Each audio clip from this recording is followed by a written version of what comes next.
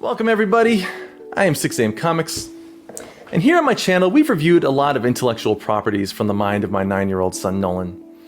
And while there's still many more characters to explore, such as the human spider, Commander Casserole, and obviously Super Buff Dude, I'd like to revisit one particular hero that many would consider Nolan's most, polished creation.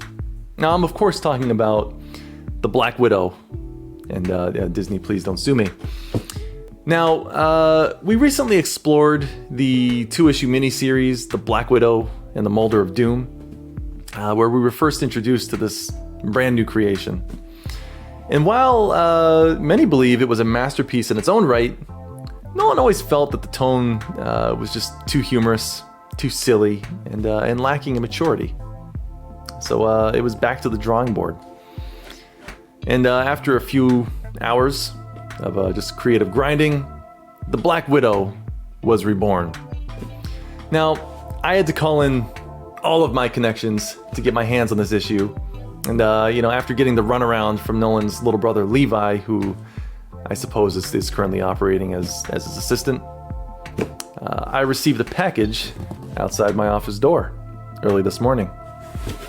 So, ladies and gentlemen, may I present to you the spectacular Black Widow from Nolan Club's newly formed publishing branch, Worldwide Comics, issue number 1.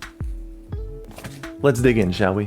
While this is the first origin tale of the Black Widow, a previous attempt had been made in the form of a written short story only a month prior to this release. The plot is more or less the same, with only a few minor differences. And although it's an interesting piece to include in your Nolan Club comic collection, it's little more than a rough draft of the masterpiece Nolan was building up to.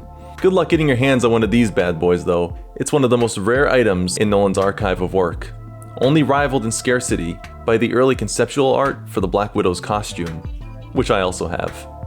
Don't be jelly. But let's get back to the book. The spectacular Black Widow, while considered a reboot, could be viewed as a 7-page prequel to The Black Widow and the Molder of Doom, giving us an actual description of the Black Widow's abilities, as well as a backstory connecting our hero to the diabolical, power-hungry Molder, which also sheds light on their unique motivations for their paths in life. The cover art is simple, but flawless in its marketing execution. Our hero is presented in all his scarlet glory, as he strikes a pose for the readers and boldly declares that he's not like any other hero you've seen before.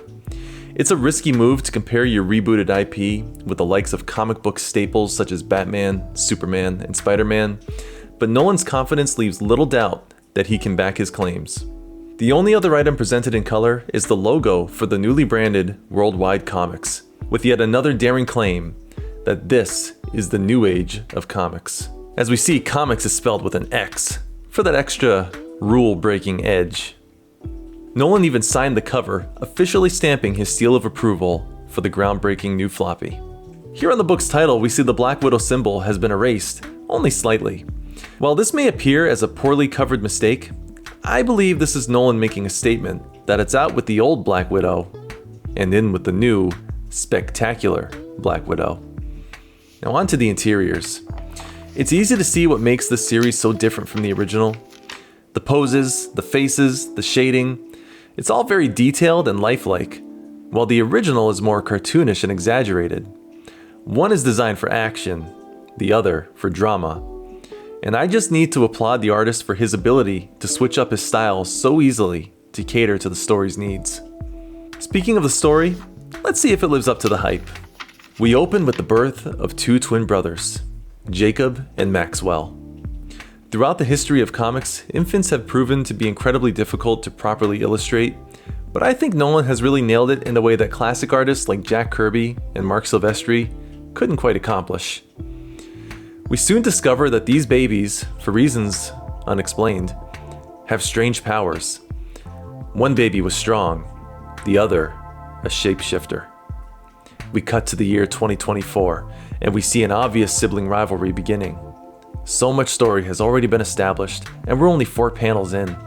As their powers grow, the shape-shifting Jacob turns more evil, while the powerful Maxwell becomes, quote, good-hearted. It is at this point that Maxwell finds himself investigating a recently discovered broken-into warehouse, only to find something lurking inside that was much deadlier than some old containers. He discovers a Black Widow egg, and in his naivety, touches it, and awakens the babies inside. With all his powers, he could not escape the rushing swarm of venomous spiders, and in one of the most horrific scenes I've ever witnessed in a comic book, he is quickly consumed by the arachnids and bitten so severely that it lands him in the hospital. Maxwell awakens, saved only by his super strength. Somehow, he knew this would happen.